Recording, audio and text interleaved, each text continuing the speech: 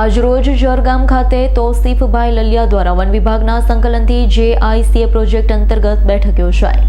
આજરોજ જરગામ ખાતે તોસીફભાઈ લલિયા દ્વારા વન વિભાગના સંકલનથી JICA પ્રોજેક્ટ અંતર્ગત બેઠક યોજાઈ। પ્રોજેક્ટના અસરકારક અમલ, સમન્વય તથા જનભાગીદારી અંગે ચર્ચા માટે બેઠકનું આયોજન કરવામાં આવ્યું। JICA પ્રોજેક્ટ અંતર્ગતની કામગીરી માટે માહિતી માર્ગદર્શન તથા ચર્ચા માટે મીટિંગમાં વન વિભાગના ગાંધીનગરના ઉચ્ચ અધિકારી, કર્મચારીઓ, સરપંચ દિલાવરભાઈ લલિયા સૌ ગામ લોકોએ હાજરી આપી।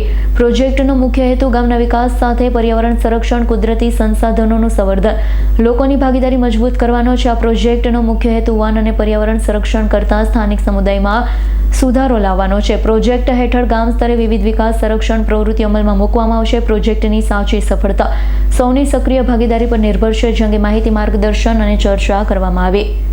સંજય વાડાનો રિપોર્ટ, S9 ન્યૂઝ, ધારી। અમારી તમામ માહિતીથી અપડેટ રહેવા માટે જોડાયેલા રહો S9 ન્યૂઝ સાથે।